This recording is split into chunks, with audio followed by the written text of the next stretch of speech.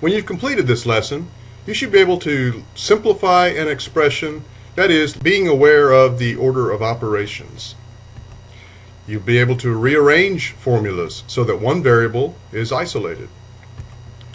And you'll be able to substitute into formulas and solve for unknown quantities. These are skills that photonics technicians will use often.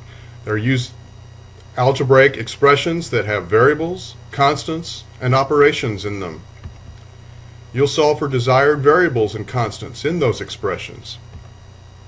And you'll substitute known values and evaluate the expressions. Let's look at a couple examples here. You may need to solve for the wavelength lambda in the expression delta E equals hc over lambda. How do you get to that lambda down there in the denominator?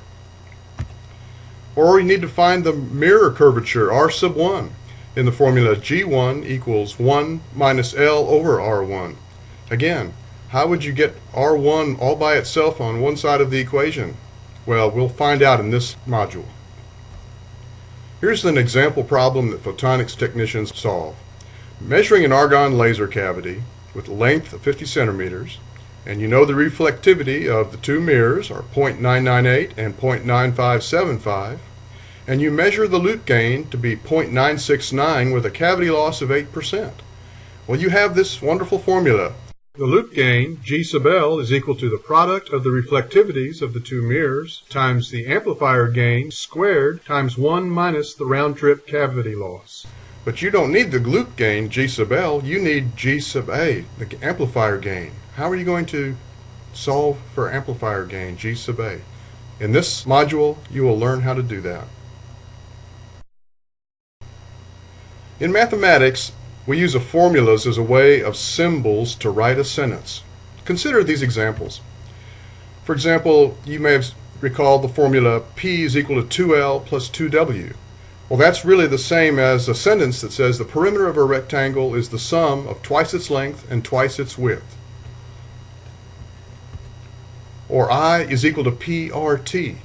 The simple interest earned is the product of the principal, the annual rate, and the time in years. And it's much easier to just write I is equal to PRT. Or here's one you surely have seen. C is equal to pi times D. That's the same as the circumference of a circle equals the value of pi times its diameter. Isn't that much quicker to write C is equal to pi D? But what if you wanted to get one of those other variables out there by itself? You would have to do some manipulations with the algebra, and that's what you'll learn to do in this module. Which operations have to go first if you're going to evaluate some of these expressions? Well, we have a cute little saying that'll help you remember that. Please excuse my dear Aunt Sally. Now, hopefully by the end of this module you'll remember that saying and refer to it often to get your right order of operations. The P in the please excuse my dear Aunt Sally stands for parentheses. That is, first evaluate everything inside parentheses, brackets, or other grouping symbols. Next, we have E for excuse, stands for exponents. Next, evaluate exponents and powers.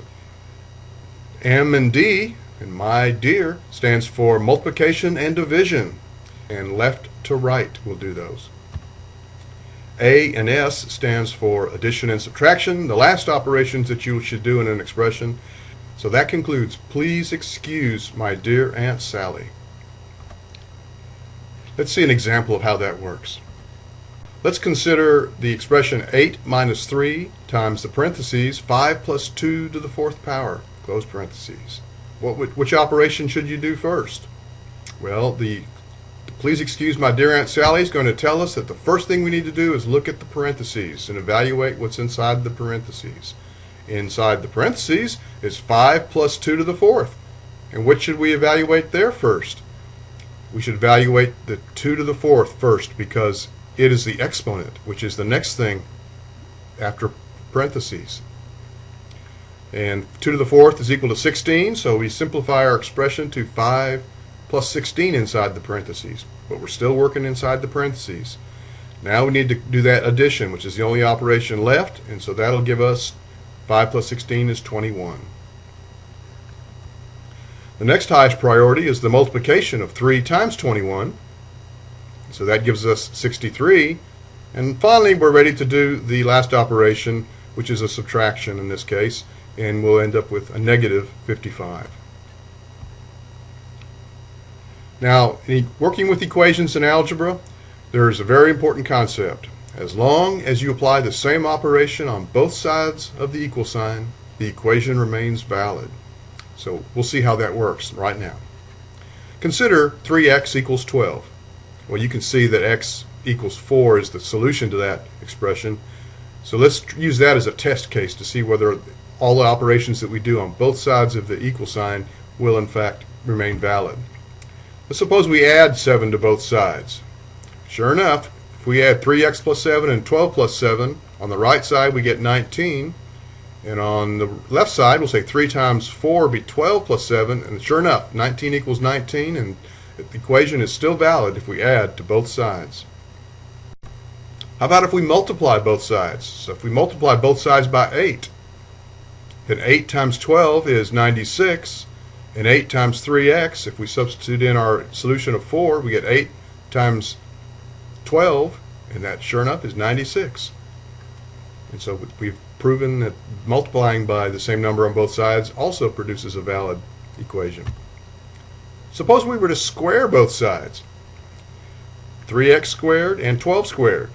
Well, 12 squared is 144, and 3x squared, if we substitute in our known solution of 4, we also get 144. And so yes, if we square both sides, things still remain valid. So we can use that as a technique to work with our algebraic equations. Here's a final look at it. Suppose we inverted both sides. Took 1 over 3x and 1 over 12. Are those two still the same?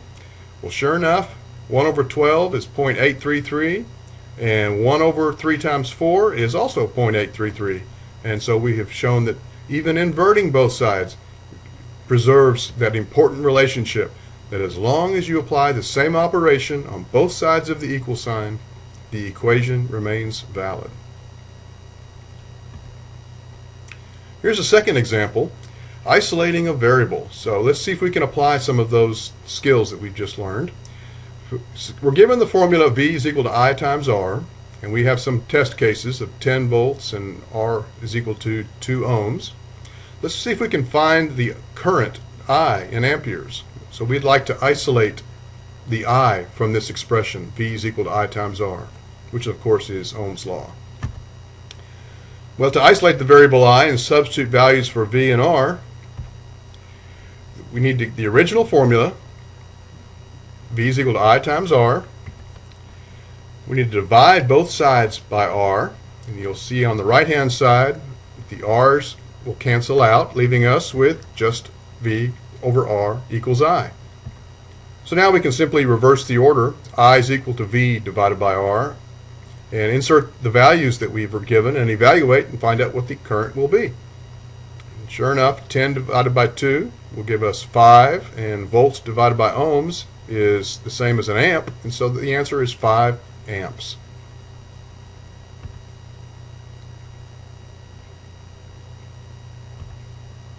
Here's another example.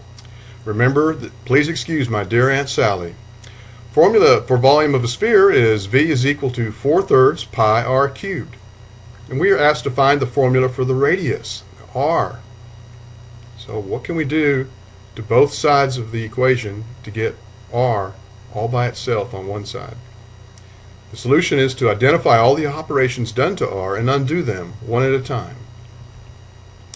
Alright, so we notice that it's multiplied by 4/3 pi, so to undo that, we'll divide both sides by 4/3 pi, because we know that when we divide 4/3 by 4/3, that'll turn into 1. Then the r cubed will be by itself. We'll notice that we're having to do these in reverse order. We're having to start with looking for additions and subtractions, and then multiplications and divisions, and then exponents, and then finally parentheses. So here we're going to start with the multiplication rather than the exponent,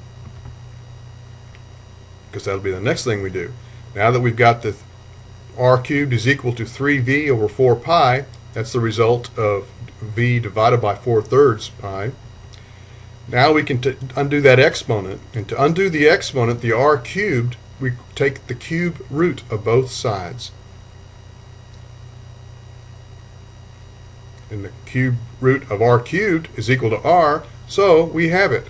R equals the cube root of 3v over 4 pi.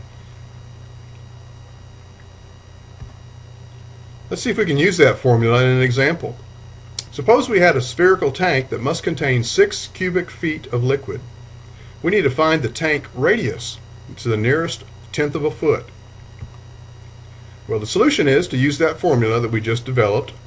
R is equal to the cube root of 3v over 4 pi, and substitute in the value for v, 6 cubic feet. Now we need to evaluate that. We can use a scientific calculator to do that. Multiply first 3 times 6 cubic feet divided by 4 pi. Let's see how you would do that. First we have to evaluate the fraction. 3 times 6 divided by 4 divided by pi. And you get your answer of 1.4239. Now, how do you get that cube root? Well, it's going to be different for different calculators, so let's look and see how that might work out. You might have an example of like on a TI-80 series where you would have to go to the math menu, press the math button, and then find the cube root function, and then go back and get your answer to that previous fraction equation, which would be second answer, and then your result would be 1.127 and so on. Or if you have an earlier TI calculator or some other calculators, you may have to just find the root function, this x root of y. So you have probably a second function. Then you tell it you want the third root by pressing 3, and it will take the answer that you from your fraction calculation and take the cube root of it, and you'll again get 1.1272517. Another kind of calculator has the cube root function on the keyboard, and you'd have to press shift to get to that, the cube root function directly, and then press your answer to get the previous fraction and press equals, and you should get also the same result. And so the tank radius, depending on which calculator you've got and which method you used, the result should be the same. R is equal to 1.1 foot rounded.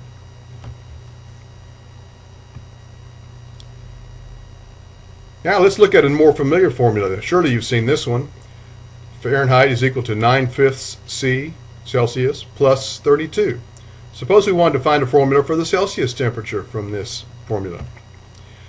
Well, we need to identify the operations that are done to C and undo them one at a time, again in reverse order.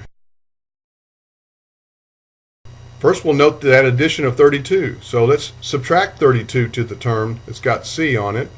We'll subtract 32 from both sides of the equation, and the result is that these will cancel out, equal 0, and f minus 32 is equal now to 9/5 C. Alright, so we still don't have C all by itself. What's remaining to be done? Well, we see that multiplication by 9/5, so we're going to need to divide both sides by 9/5, or that's the same thing as multiplying by 5/9. Alright? So when 5/9 times 9/5 on the right side equals 1 times C, so we've got C all by itself over there. And on the left side we have 5/9 times f minus 32. So we reverse the order and we've got the formula for Celsius temperature. Let's try it out. In example 6 of the book says Fahrenheit equals 36. Substitute 36 for Fahrenheit, evaluate what's in the parentheses first, and we end up with 2.22 rounded. Let's look at isolating a variable in a more complicated expression. The lens formula, 1 over f equals 1 over p plus 1 over q. We're asked to find the image distance. Well, we need to perform the operations necessary to isolate q. The first thing we'll do is we'll notice the addition of 1 over p to the term with the q in it. So we'll subtract 1 over p from both sides and then simplify. 1 over p minus 1 over p is 0 on this side, so we're left with just 1 over q. And on the left side we have 1 over f minus 1 over p. Now, with so many different denominators, how are we going to get that q up on the top so we can say q equals? One technique we use is to multiply both sides by all of the denominators. Okay? So if we multiply by f, p, q on the left side and FPQ on the right side, you'll notice that the Q's over here will cancel. We're left with just FP. Over here, we'll have to multiply FPQ onto both terms, and so we have FPQ over F. The F's will cancel and leave us just with PQ on that term. And on the second term, we have FPQ over P. And we're just left with FQ, leaving us with PQ minus FQ equals FP. I hope you're not getting intimidated by all these letters floating around. They're just letters that are taking the place of numbers. Note that Q multiplies both terms on the left side, so we'll factor out Q. Okay, that's a technique we often use in algebra.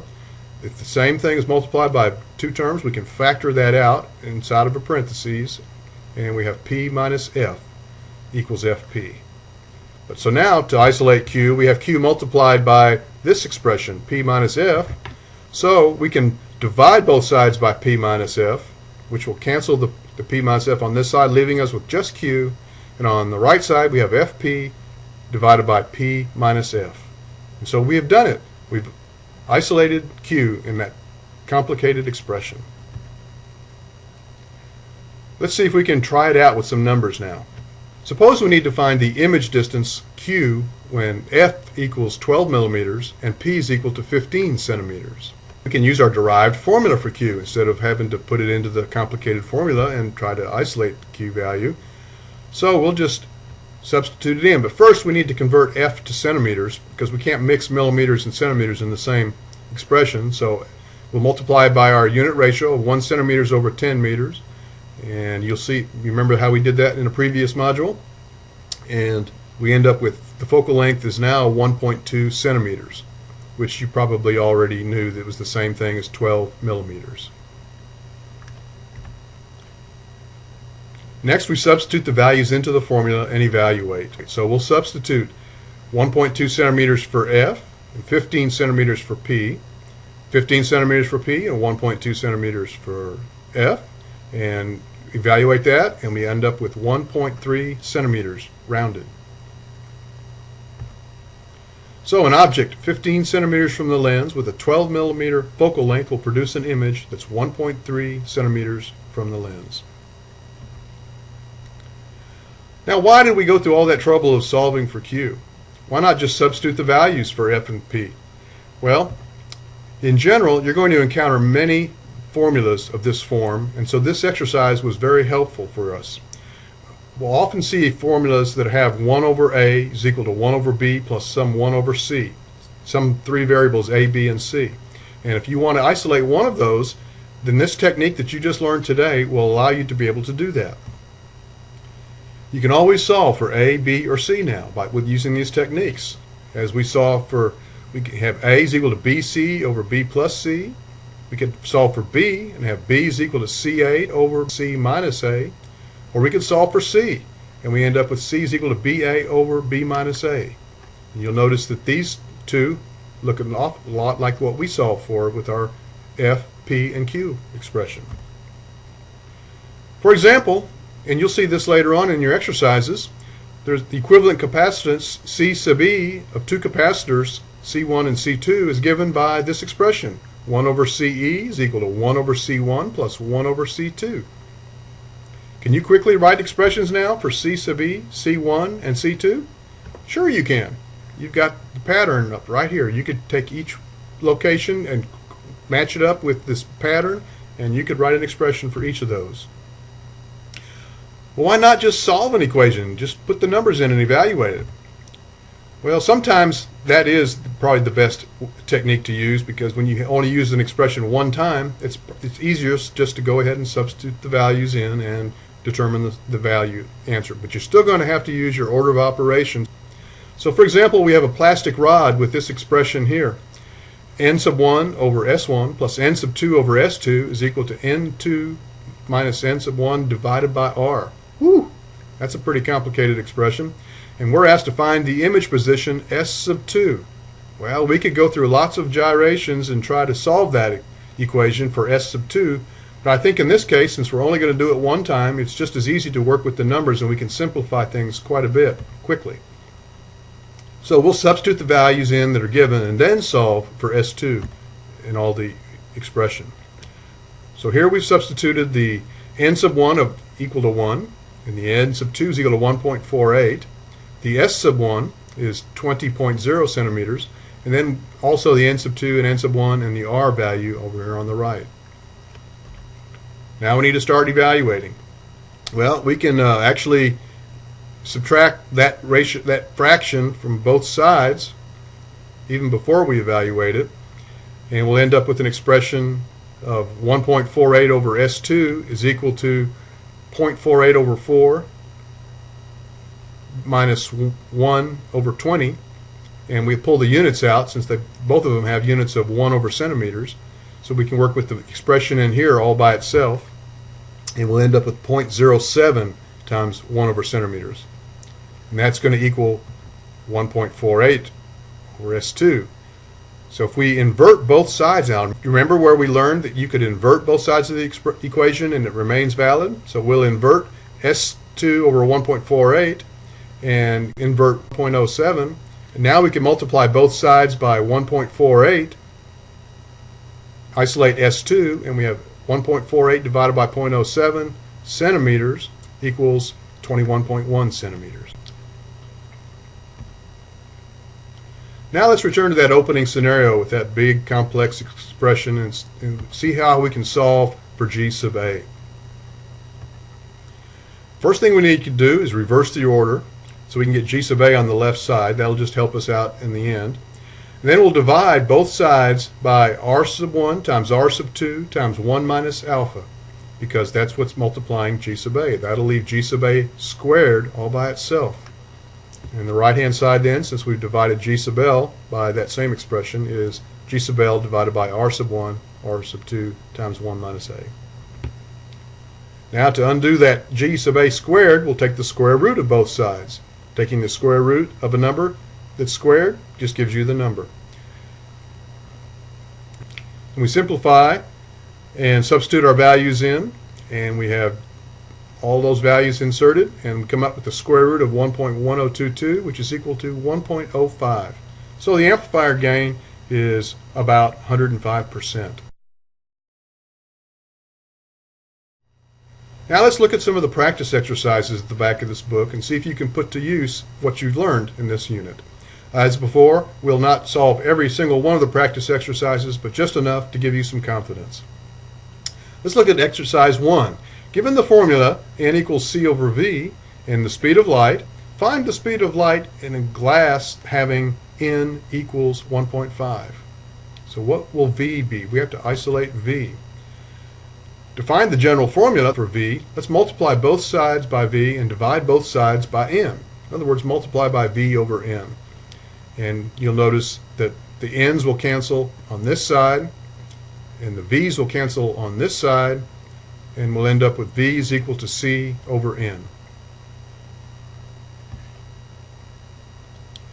Substitute the values for c and n and evaluate, and now we've got v is equal to c is 3.0 times 10 to the 8th meters per second divided by the index of refraction of 1.5, and we evaluate that out to 2 times 10 to the 8th meters per second. So the speed of light in this glass is 2 times 10 to the 8th meters per second.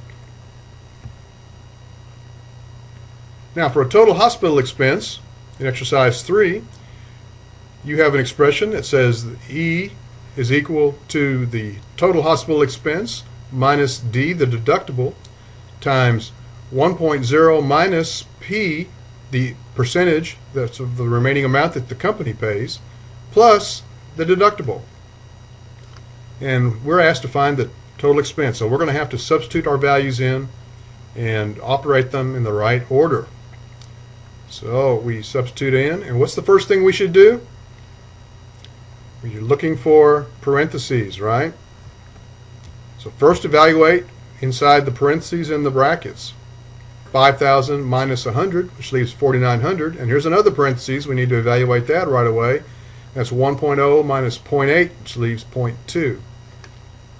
Now we have some more brackets we still need to evaluate. Parentheses. So we'll evaluate the 4,900 times 0.20 and get $980. Finally, we can add the 100 and get the E is equal to 1,080. So your total expense for the hospital stay will be $1,080.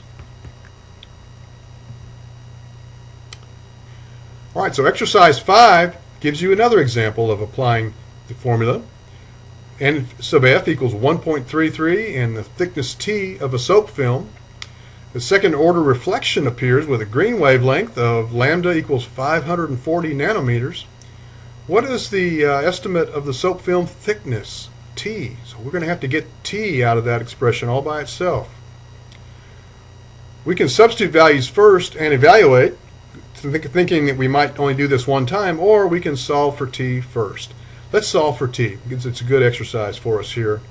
So we're going to subtract what's added to the term that has T first. We'll subtract lambda sub 0 over 2 from both sides, leaving us with 2 n sub ft equals m lambda sub 0 minus lambda sub 0 over 2. Now we need to isolate T. We need to divide both sides by 2 times n sub f. So we divide both sides by that, or multiply by 1 over 2 n sub f. And we're left with T all by itself now is equal to our expression over here, into which now we can substitute our values and evaluate. We substitute in n sub f, m, it's the second order, and lambda sub 0, and you noted that you'll do these multiplications first and these divisions first, and then subtract, and then divide by the 2 and the 1.33, and the answer will be 305 nanometers.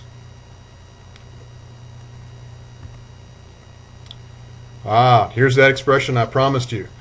We're going to find the equivalent capacitance of two capacitors that are wired in series using the formula 1 over C sub E equals 1 over C1 plus 1 over C2. So we're looking for 1 over CE. Let's just substitute the values in.